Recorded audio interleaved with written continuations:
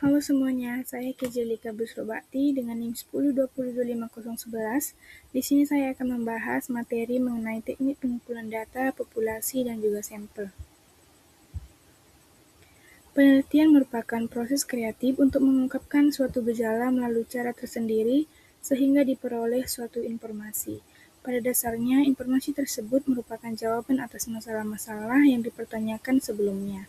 Oleh karena itu, penelitian juga dapat dipakai sebagai usaha mencari tahu tentang berbagai masalah yang dapat merangsang pikiran atau kesadaran seseorang. Apa itu pengumpulan data? Kamus Besar Indonesia, pengertian teknik pengumpulan data adalah proses, cara, perbuatan mengumpulkan atau menginput data. Teknik pengumpulan data ialah teknik atau cara-cara yang dapat digunakan oleh peneliti untuk menghimpun data. Pengumpulan data merupakan langkah yang paling strategis dalam penelitian karena tujuan utama dari penelitian adalah mendapatkan data. Apa itu populasi dan sampel? Populasi merupakan keseluruhan objek atau subjek penelitian, sedangkan sampel merupakan sebagian atau wakil yang memiliki karakteristik, representasi, dan juga populasi.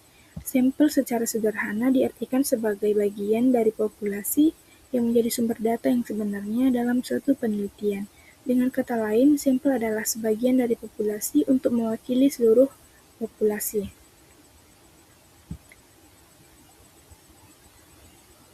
Teknik probability sampling yaitu teknik pengambilan sampel yang memberikan peluang yang sama bagi setiap unsur atau anggota populasi untuk dipilih menjadi anggota sampel. Yang pertama, simple random sampling, dan yang kedua, sampling sistematis, dan yang ketiga, proportionate stratified random sampling, dan yang keempat, disproportionate atau stratified random sampling, dan juga yang kelima, cluster sampling atau area dari sampling. Simple random sampling dikatakan simple atau sederhana karena pengambilan anggota sampel dari populasi dilakukan secara acak tanpa memperhatikan strata yang ada dalam populasi itu. Rumus dari sloping sebagai berikut, keterangannya: N kecil banyaknya sampel, N besar banyaknya populasi, E nilai presisi atau tingkat kesalahan. Simple random sampling contoh umumnya, sebuah perusahaan memiliki 1000 pelanggan. Perusahaan ingin mengetahui tingkat kepuasan pelanggan dengan tingkat kesalahan 5%. Rumus tersebut dibulatkan menjadi 286 responden. Contoh dalam manajemen informasi kesehatan, sebuah puskesmas memiliki 1.200 pasien rawat jalan dalam suatu bulan. Peneliti ingin menilai kepuasan pasien terhadap layanan rekam medis dengan tingkat kesalahan 5%. Jadi, jumlah sampel yang dibutuhkan adalah 300 pasien. Simple random sampling. Keuntungannya, yang pertama, mudah dilakukan karena pengambilan sampel secara acak. Dan yang kedua, setiap anggota populasi punya peluang yang sama. Dan yang ketiga, mengurangi bias atau lebih objektif. Adapun kerugiannya yaitu yang pertama, tidak memperhatikan perbedaan karakter atau strata dalam populasi. Dan yang kedua, kurang cocok untuk populasi yang heterogen.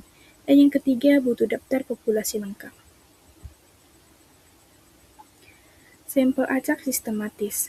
Sampel acak sistematis merupakan alternatif lain dalam pengambilan sampel yang sangat bermanfaat untuk pengambilan sampel dari populasi yang sangat besar. Penarikan sampel acak sistematis dilakukan dengan cara hanya mengambil satu angka acak saja dan sampel yang lainnya akan mengikuti dengan cara menghitung intervalnya. Contoh umumnya, dari populasi 100 pasien, peneliti memilih angka 4 sebagai titik awal dan interval 6. Maka sampel yang terpilih adalah pasien nomor 4, 10, 16, 22, dan seterusnya. Contoh dalam MIK, Puskesmas A dengan 1.200 kunjungan rawat jalan per hari ingin survei 120 pasien.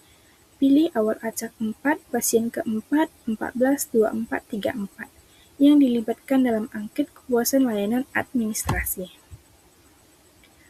Proportionate stratified random sampling. Teknik ini digunakan bila populasi mempunyai anggota atau unsur yang tidak homogen dan berstrata secara proporsional. Rumusnya sebagai berikut. Contoh umumnya, Perusahaan 1.000 karyawan terdiri dari 600 staf, 300 manajer, dan 100 direksi. Ambil 100 sampel total atau N sama dengan 100, staf N sama dengan 1, 600 banding 1.000 kali 100 sama dengan 60. Manajer N banding 2 sama dengan 30, dan direksi N banding 3 sama dengan 10. Di tiap strata diambil secara acak. Contoh dalam MIKA, rumah sakit dengan 1.600 tenaga kesehatan, 1.000 perawat, 500 dokter, dan 100 bidan. Ini survei 160 tenaga kesehatan, perawat 100, dokter 50, bidan 10. Diambil secara acak di tiap kelompok untuk menilai pemahaman terhadap sistem informasi rawat inap. Adapun keuntungannya, lebih representatif karena semua strata terwakili sesuai proporsi. Contoh untuk populasi yang heterogen, hasil juga lebih akurat. Adapun kerugiannya, proses lebih rumit dibanding simple random, harus mengetahui jumlah setiap strata secara jelas, membutuhkan waktu lebih lama. Teknik ini digunakan untuk menentukan jumlah sampel bila populasi berstrata tetapi kurang profesional. Rumusnya sebagai berikut. Contoh umumnya, suatu perusahaan memiliki pegawai dengan pendidikan berstrata lulus, perusahaan ingin menilai kinerja departemen. Contohnya dalam MIKA, Dinas Kesehatan ingin menilai penerapan SIRS di 200 rumah sakit.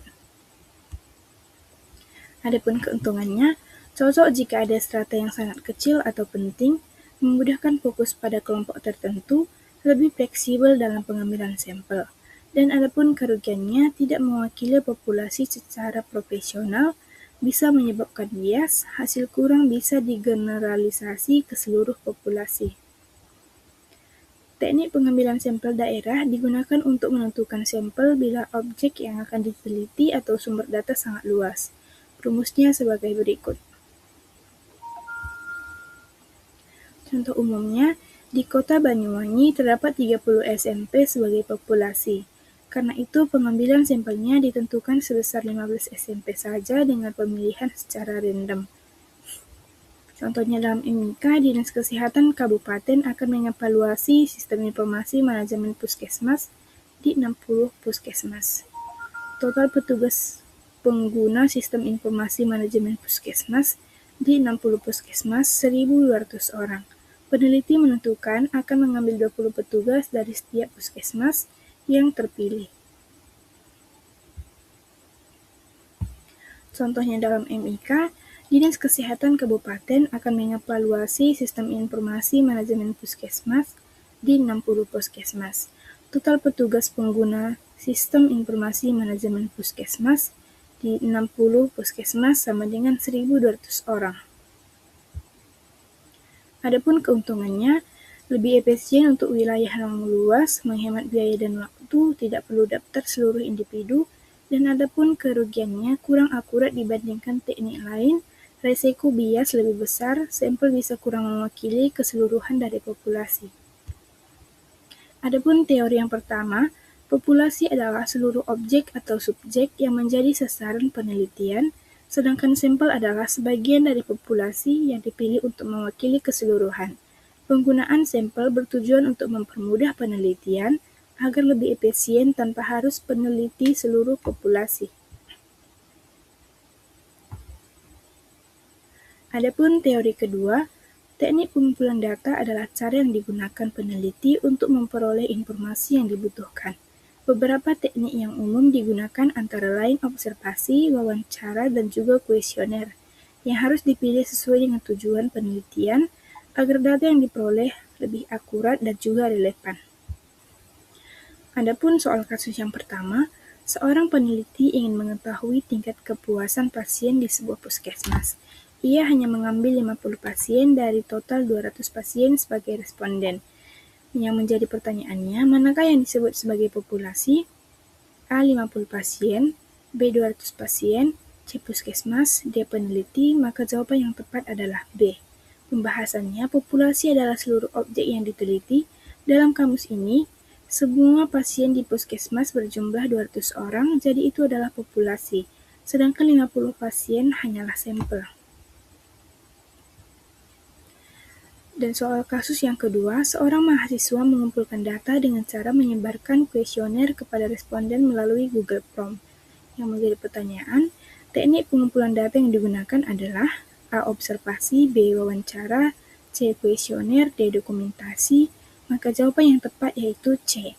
Kuesioner adalah teknik pengumpulan data dengan cara memberikan pertanyaan tertulis kepada responden. Google Form termasuk kuesioner karena responden mengisi pertanyaan secara tertulis. Dan soal kasus yang ketiga, seorang peneliti memilih responden berdasarkan kemudahan ditemui tanpa menggunakan metode acak. Yang menjadi pertanyaan, teknik sampling yang digunakan adalah A. Random sampling, B. Probability sampling, C. Non-probability sampling, D. Stratified sampling. Maka jawaban yang tepat adalah C. Non-probability sampling adalah teknik pengambilan sampel tanpa acak, biasanya berdasarkan kemudahan atau ketersediaan dari responden. Karena peneliti memilih responden yang mudah ditemui, maka termasuk jenis ini. Adapun kesimpulan dari materi yang telah saya sampaikan, teknik pengumpulan data, populasi, dan sampel merupakan bagian penting dalam penelitian. Populasi adalah keseluruhan objek yang diteliti, sedangkan sampel adalah sebagian dari populasi yang mewakili. Teknik pengumpulan data harus dipilih dengan tepat agar data yang diperoleh lebih akurat dan juga relevan. Selain itu, pemilihan teknik sampling yang sesuai akan mempengaruhi kualitas hasil penelitian. Oleh karena itu, peneliti perlu mempertimbangkan tujuan penelitian, karakteristik populasi, serta keterbatasan yang ada agar hasil penelitian dapat dipercaya. Sekian materi yang dapat saya sampaikan. Saya ucapkan terima kasih.